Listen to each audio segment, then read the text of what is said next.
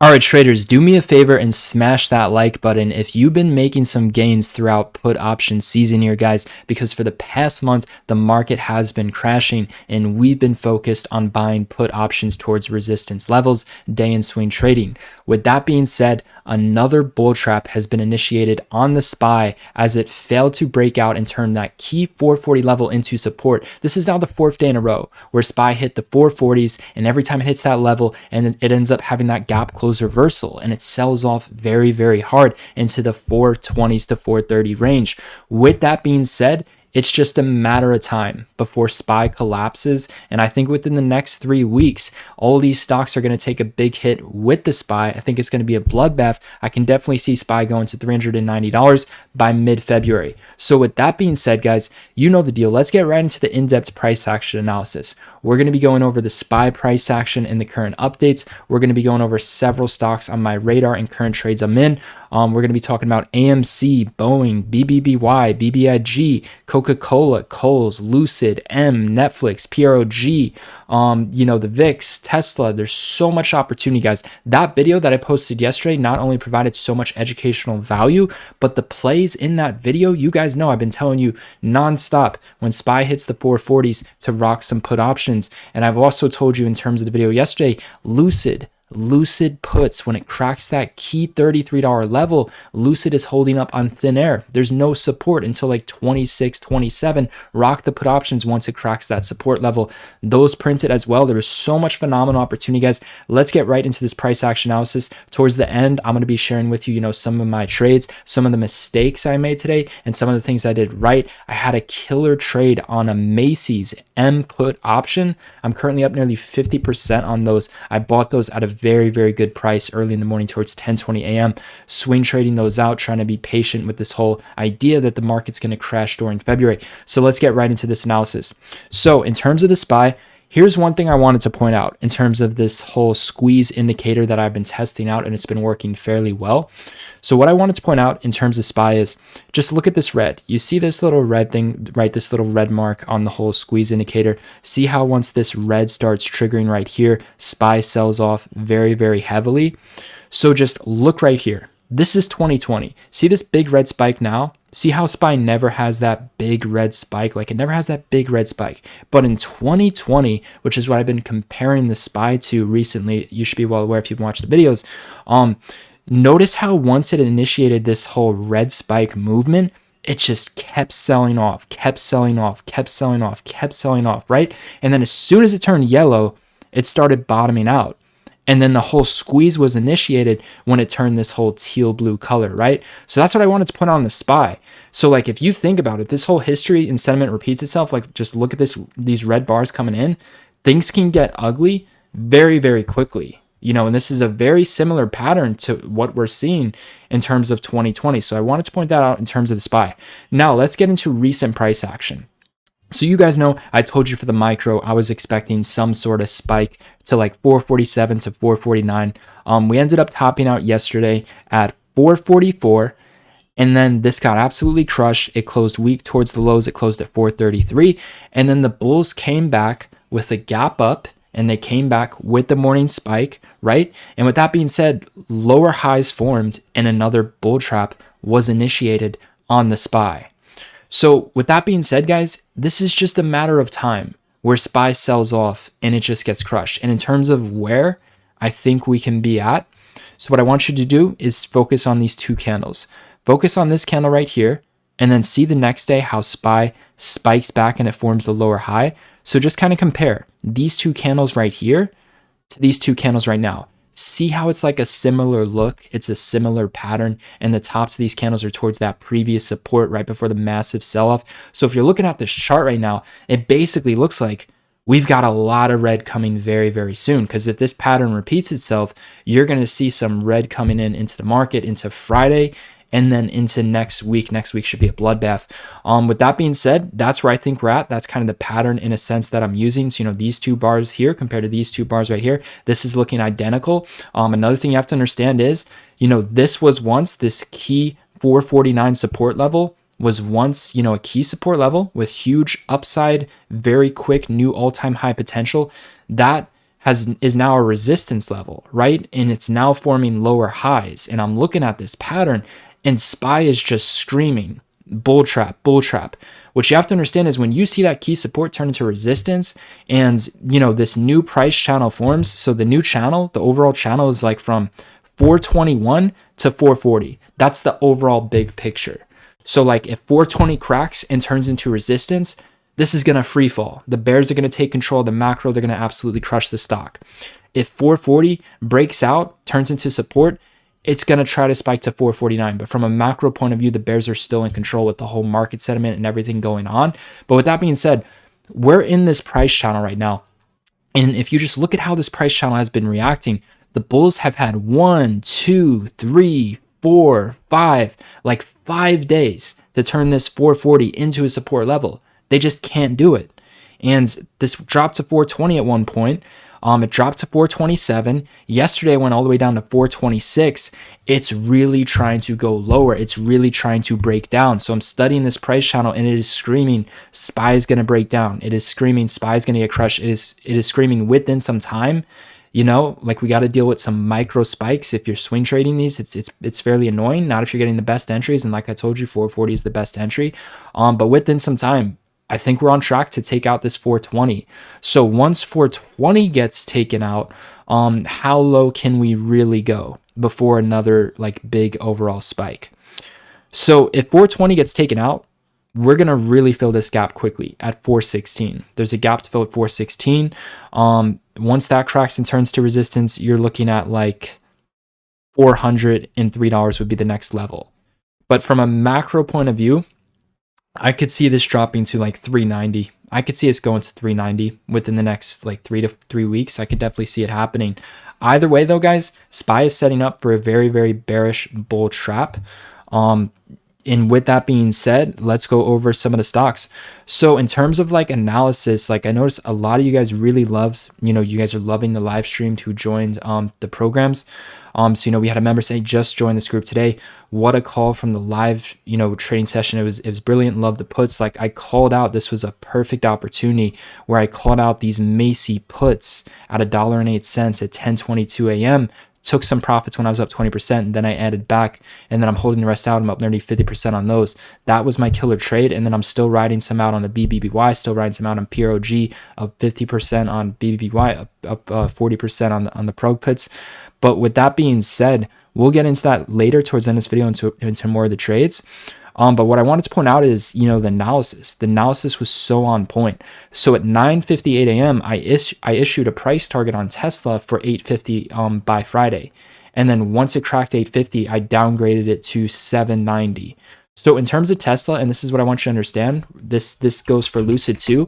How can you tell when a stock is going to have, when it cracks support, how can you tell if it's going to be a massive hard sell-off or if it's just going to be like a small sell-off, right? Because when we're buying, if we're going to buy puts, say at a key breakdown, or say you're long on a stock and you want to cut losses quickly, how can you tell if it's going to have a massive crash very, very quickly? Very simple, if it's held up on thin air. So I'm going to show you, you got to use the daily chart. So this is a support level on Lucid, right? And I'm going to do the same thing for Tesla here soon. So, and I pointed this out in yesterday's video. This is a support level right here at $33. It has huge upside potential. It can run very, very quickly from that level. Now, if it cracks $33, looking at the daily chart, where is the next support level on the daily? So obviously there's going to be some support in between this candle. If you're looking at the 1 minute and 5 minute chart going back on history on October 28th. But the point I'm trying to make is, where is the support? Where is the consolidation on the daily chart? If you look right here, this is just a massive gap up. This is just thin air. This is just a massive spike. That's not really support in terms of a daily chart perspective if you're trading for like a macro move. So your next consolidation level is down here towards 26. So that's a huge range. If this cracks 32 and your next consolidation level where the stock is sitting is at 26, that's going to be a phenomenal key breakdown to short because it's a huge range. Those are the key breakdowns you want to be buying puts on. Tesla is another good example. So in terms of Tesla, this is your key support right here with huge upside potential at 886. When stocks crack their key support levels with huge upside, instead of having that huge upside, they have huge downside. And you want to look for the ones that are held up on thin air, the ones that have not much consolidation behind the price up, right? So if we're looking at Tesla, it's that same exact setup that I just showed you, with Lucid. So this is going to really help guide you in terms of key breakdowns. Also, if you were long and buying at a support level, the risk involved into that. So let's get into this. So if Tesla cracks this whole 886 support level, where is the next overall consolidation level where it kind of sits, where it kind of rests? It's really right around here towards 790. This is where it's sitting. This is just resting. These are just big, massive spikes very, very quickly. So overall, Tesla's going to get crushed when it cracks that 880, right? So that should help you out with key breakdowns. And as you could see, as soon as it cracked the key support level and turned it to resistance, massive sell-up. That's where you know to get puts if you're doing a key breakdown. So in terms of puts, I prefer resistance, but they're okay to add if you're going to add to it, or if you're going to get in at a key breakdown, that's how you do it. You don't do it any other way. You need those key support levels, those key charts where they're just held up by just thin air. That's what I call it. They're just so inflated and there's no support until a wide range. Those are the key breakdowns that you play, right? So that's what I wanted to point out in terms of Tesla stock in that sense. So in terms of, PROG is still a little short biased on this one. The overall, I'm telling you, investors, long-term investors are in a rude awakening for PROG and for BBIG. PROG is going to get crushed. BBIG is going to hit 150s. This is going to hit 150s within the next month, most likely. As for Coles, we're heading to 55. We have a lot of resistance right here. The bearish candle on the daily triggered right here. That was confirmation to get in. Now we just have this gap fill play. It's held up on thin air, right? It's fairly choppy though. Some size didn't light on this one. In terms of BBBY, history is going to repeat itself. We have this whole situation where it tops out at 1550s once again, then it just gets slaughtered back to support. That's going to get crushed. Macy's is my new play. Love this one. So I was looking at the chart on Macy's and I'm saying, man, the stock has so much resistance at $28. And you got this bearish wick coming in here. You got this bearish red candle. And then in terms of today, it looks so bearish when SPY was faking out towards 440. Instead of going with the SPY, I actually went with Macy's instead in that sense. And Macy's did very, very well. But yeah, this is on track to really get crushed. I think we can drop to about $23 next week. And if that happens, those puts are going to be up almost 200%. In terms of Netflix, overall price action on Netflix was at 397.5.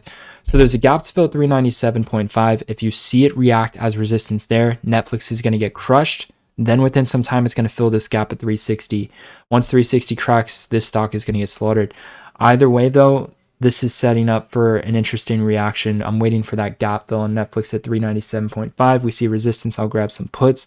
In terms of Lucid, these are all going to go much, much lower.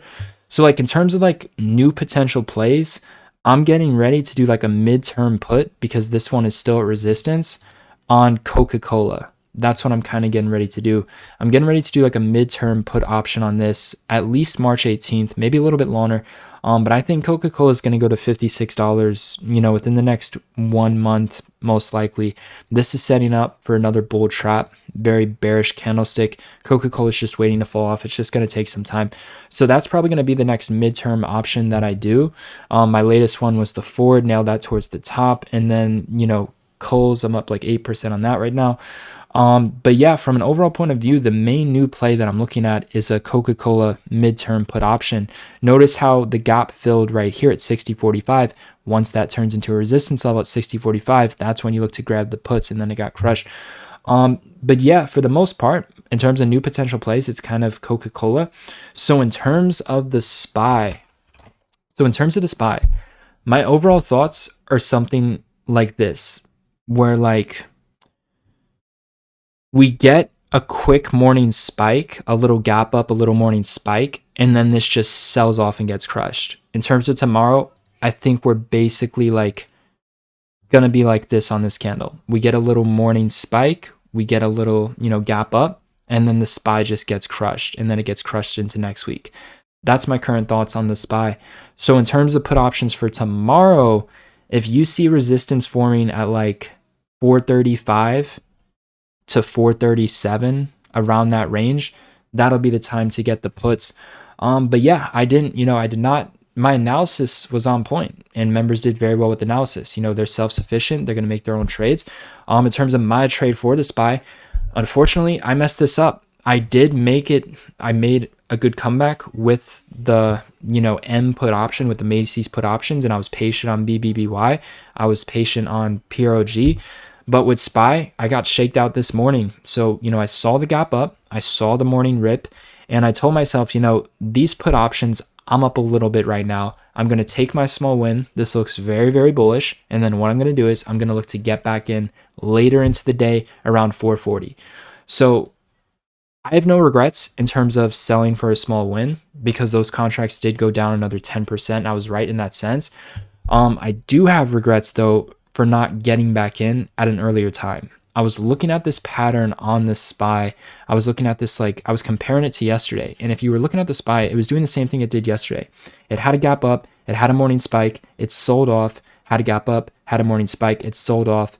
And then it started just chopping around here. It started chopping around here. Then it went up a little bit more, but it didn't go up a little bit more. So for the most part, it was doing exactly what it did yesterday, except today's difference was it just crashed quicker than it did yesterday. I think that's mainly because there was no Fed meeting hype before, the meeting where everyone was hyped up buying the dip, trying to push it up higher, right? But with that being said, I did mess up on the SPY, but I recognize that. So I did buy the M put options. In terms of the M put options, these really helped me out in that sense. I picked up these today. These are the M put options that expire on February 4th, 22.5 strike. I picked up these at $1.08, nearly towards the lows right around here. It shot up all the way to 173. These should print. These should go to $3 next week, most likely. So yeah, that's kind of what I'm looking for in that sense. But with that being said, in terms of SPY, I do want to get in, very eager to get back in. So my plan is to get back in on a morning spike tomorrow. Ideally at 436, that would be your ideal level. This strong support here that got taken out, ideally at 436. Either way, it's going to be a bloodbath, and I'm still going to do well because I have nice sizes. I'm diversified too, and I have nice sizes. On M, on Macy puts, on PROG puts, on BBBY puts. I took some profits off today, added some more on M. But overall, I'm still going to do nice, even if I miss out on the SPY or not. It's just not going to be as big as a month if I don't get back in on these. But it is what it is. I'll look for more opportunities. I still have Coca-Cola towards major resistance. That's still going to be another play. So yeah, that's kind of what I'm looking for in a sense. So in terms of the SPY, one thing I do want to point out in terms of mistake that I made, don't let micro price action, don't let short-term price action affect your macro trade. Try your best if you're in a macro trade to just trade for the macro. So the macro is kind of like a longer term trade. It could be for you're playing for the entire day, or it could be for you're doing a swing trade on it where you hold it overnight, you hold it for a couple days, you hold it for a couple weeks. It could even be longer term. A macro trade, think of it as the overall price direction for the day, and it can also be for a week or for a couple weeks. It's like a macro trade. So the point I'm trying to make is if we know SPY has key resistance at 440, don't get shaken out. And it's okay if you think it's going to go higher and you want to, it's okay. Like I did, I was nothing wrong with getting out, taking a small win. But in terms of getting back in, don't nickel and dime it and don't try to time it perfectly. The reason why I didn't get back in, I was trying to time it so perfectly. I was literally looking at yesterday's chart, comparing it, saying, okay, I should get back in at around 12:30 to 1 p.m. It's probably going to spike a little bit more. Just wait around that time to get back in. And it did spike back here. It just didn't repeat that exact history. It just crashed quicker than it is. So if you see that initial price and it looks bearish, don't try to time it perfectly. Like a macro trade, it doesn't have to be timed so perfectly if you have a good entry. That's the point I'm trying to make. I was literally trying to time it so perfectly. Not that it was needed, because this is something I wanted to hold out. And this was something that was at a key resistance level. So if you're getting at the best level, you don't have to time it perfectly, especially if you're trying to hold it. So that's just the mistakes and what I wanted to point out in terms of what I did with SPY. Sometimes the micro price action can really affect your macro trade, because I'm day trading and I'm also swing trading. So that's completely separate, right? So there's separate rules for that. There's different mindsets for that. And sometimes when you're doing two different things, when you're doing these two different trading styles, they interfere with the rules. They interfere with your mind, right? So that can get in the way. Like certain rules can get in the way. You see what I'm saying? Like if you're trying to do a couple different styles at once, or if you're doing a couple different styles, this is why I really just focus on like one main thing. With options, I don't want to get too complicated and have all these different things like with crypto and all this other stuff. Like I just want to master one craft. But the point I'm making is there's different rules and there's different styles of trading. And I do day trading, swing trading, and sometimes that can interfere. When you're day trading, your swing trading mindset can interfere with your day trading mindset, and that can kind of mess up your trade. And then vice versa, it goes the other way, right? So you have to have that ability to adapt and really be self-aware. Sometimes you're going to be a little bit off point in that sense. But that's my thoughts on the SPY. I want to get back in on the puts. I want to ride those out on a morning spike tomorrow. That's the plan. And that morning spike, I'm looking for around 435 to 436. Like I said, it is what it is. Overall, though, I'm doing very, very well. Like M got me right on Macy's. Obviously, it's not as big as the size I have with SPY, but still, it's good side. And Macy's should print. And then I still have BBIG. I still have PROG. So I'm well diversified on put options. But yeah, that's my thoughts. That's my analysis. That was the big mistake that I made in sense. It wasn't selling the SPY. It was not getting back in, trying to time it perfectly when, it ripped back to 440. I don't have to time it perfectly. It's the best entry to get in. There's no need to try to time it perfectly. Just let the macro side of the move play out. Like it either goes to 440, I look to get stopped out, or I risk a little bit more, and then just let it ride out, let it do its thing, right? So that's my thoughts. That's the analysis, and those were the mistakes I made. But guys, the analysis and like the trades, like today was a phenomenal day, man. And I see you guys, like there's a lot of you guys really killing it, and you're doing your own thing, you're making your own trades. I mean, this is phenomenal. $4,000 profit. That's 10 times what I charge for Trader Society. Like every single day we have these testimonials, these profits coming in. I love it. We had one guy post in the section today. He was down like 75K before he joined the program. Now he has a different perspective on the market, and he's making a comeback. He's doing very well right now. But yeah, Humble made 60% on Macy puts. Like, you guys are killing it, man. Shout out to you guys. You're absolutely crushing it. Yes, 65% on Macy puts. Brody, man, this guy's so consistent. I see a lot of you guys have been consistent. Gosh, man, he had a killer trade today. The trade is like super active right now. This guy's been killing it. I think I posted it on my channel. Let me double check. Yeah, this guy has been killing it too. Shout out to Brody. He's absolutely crushing it with all the put plays, and these are like swing trades too. So yeah, I mean, congrats to you guys. You're absolutely crushing it. The Kohl's put 7%, the SPY put 23%, Coca-Cola 70%, Macy's 40%, BBIG 44%, and PROG 32%. Like, you guys are killing it, man. It's put season. Let's kill it tomorrow. I'll keep you guys updated. What I'm watching for the day. And if you guys do want to be, part of Trader Society, it's lifetime access. It's a one-time fee. It's lifetime access. We have a lot of people who like make back the cost of the program like the first week they join, and then they're killing it. Like, we have a lot of consistent people in here. So if you are interested in getting involved, and if you want to learn more information about it, it's the first link below in the description. Just to give you some background, every single day you get to trade live with me at Market Open. You get my real-time stock analysis. You can ask me questions live on spot in the webinar. You can also direct message me one-on-one within the chat room. You also get access to the chat room, the real-time trade alerts, the real-time stock analysis, the stock watch list. And of course, the video lesson library, the education suite that goes over, the trading styles, the trading price action strategy, psychology, risk management, the tools, the platform, everything it is that I use in terms of trading, right? So in terms of the value that I can really add for you, it's the price action. I can give you that third eye in terms of the market. I can make you see things clearly. I can make you see things differently. I can really help you and guide you and help you understand price action, where stock prices are heading when certain reactions happen, right? So you really know what to expect when you see that reaction, and then you can take advantage of that opportunity, of that momentum. It's really going to help you understand volatility, price action, trend direction, and of course the gap methods, the unique gap strategies that we're using to consistently make money within the market. Very simple gap strategies. We're not doing a lot. There's not a lot of different strategies.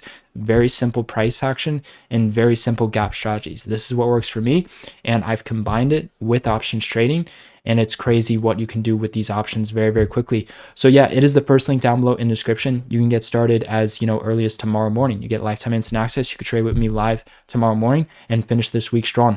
So I'll see you guys tomorrow live at Market Open, and thank you so much for staying to the end of this video. I will see you guys in the next one.